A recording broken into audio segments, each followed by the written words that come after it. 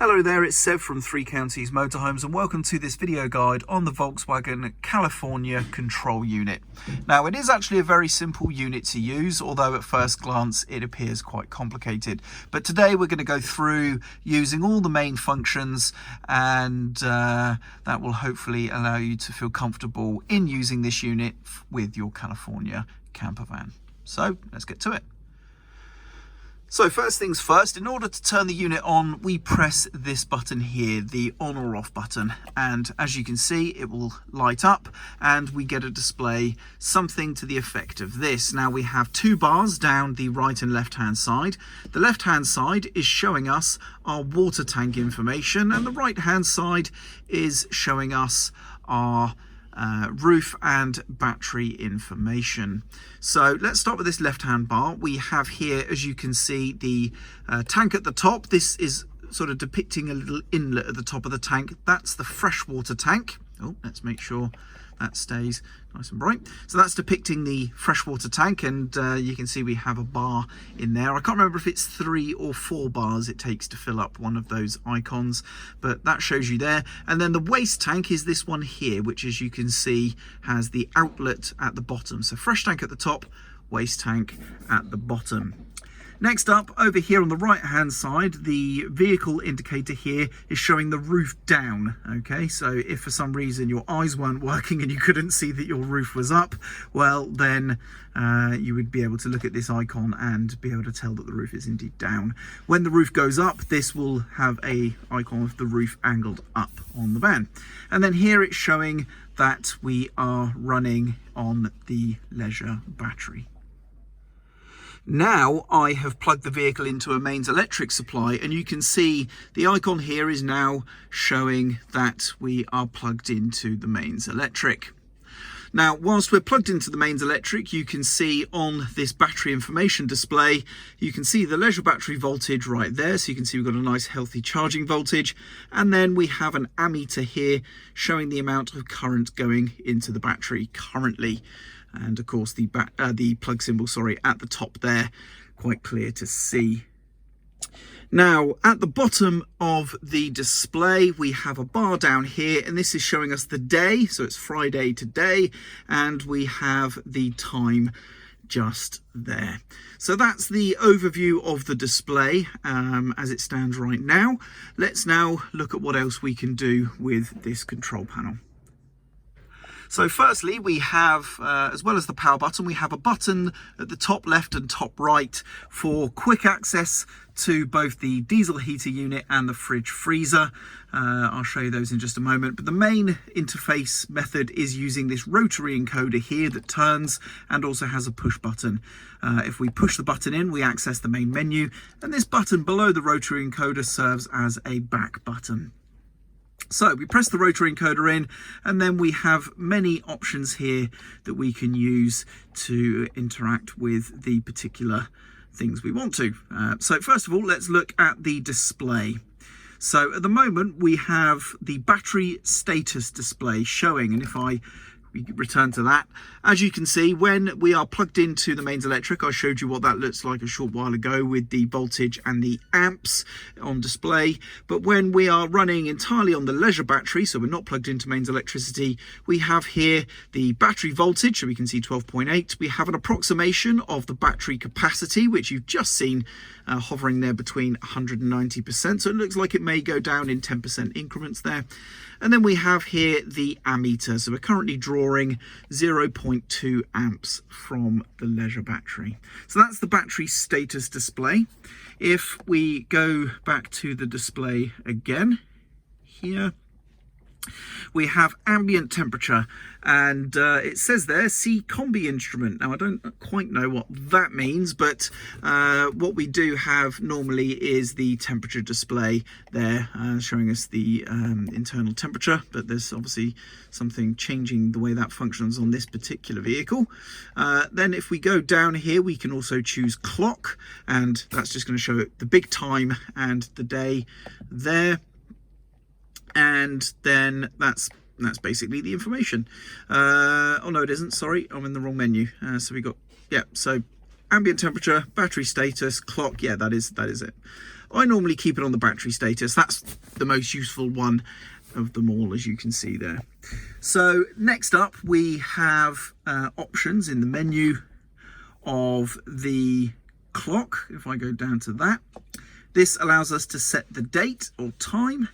We can also well, I'll show you how we do that. We click in and then we can adjust these up or down accordingly, pressing the rotary encoder in to move to the next one and adjust that up or down accordingly, and so on until you are done, and then it comes back out the menu. So that's how you change the clock or the date and time.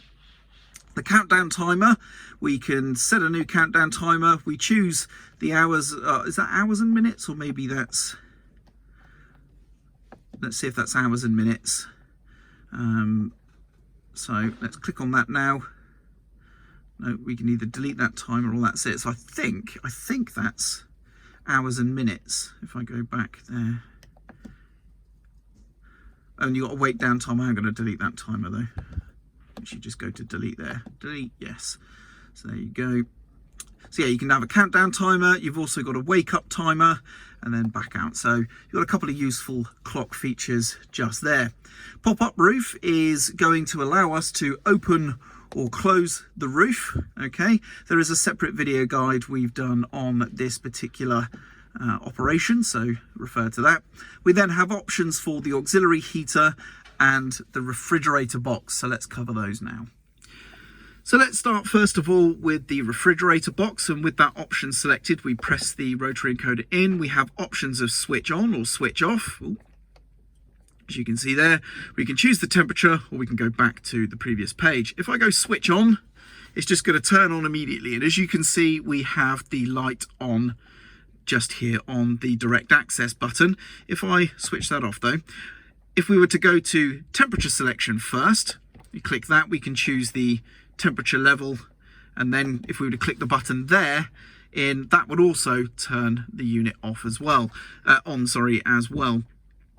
So you've got a couple of different ways there to turn it on. If you do just do the switch on first, you can still come to temperature selection and modify that as you see fit. That's absolutely fine. So you can either just turn it straight on to the previously set temperature, or set the temperature first and then turn it on. So you've got those options there. Now if we go to switch off, that's going to turn it off. Now if I go back to the main menu, just going to show you here that if we press the fridge quick access button in, then we go straight to the temperature selection.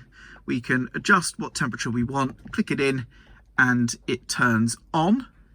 If I press the button again, however, it turns the unit off. So if you want to do a temperature change whilst the unit is running, you do have to do that through the menu.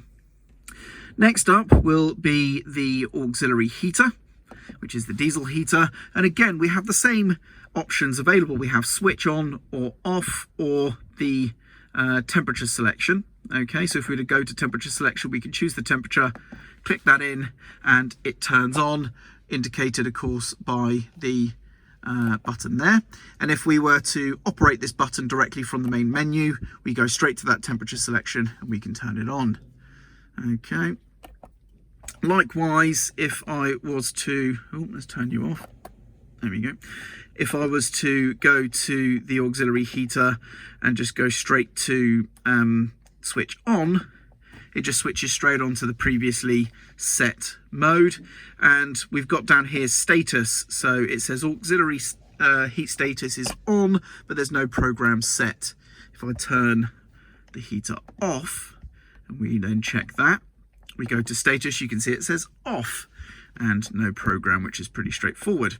Now if we go to the other options, we've got status and program, and if we go in here we can set a new program, and we can choose whether it happens every day or just on a Monday, for example. So we can choose when the heater comes on. So there you go.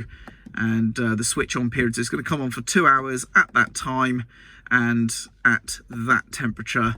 There you go. There is a program right there. That's all good to go.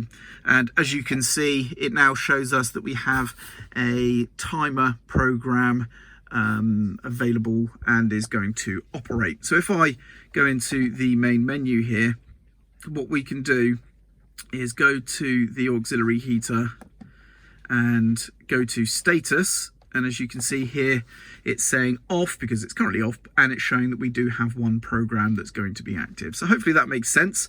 It's very, very easy to do. If you want to delete any programs, just go to the program itself, click the button in. You can change the program, or you can just go straight to delete and confirm that, and the programs are deleted.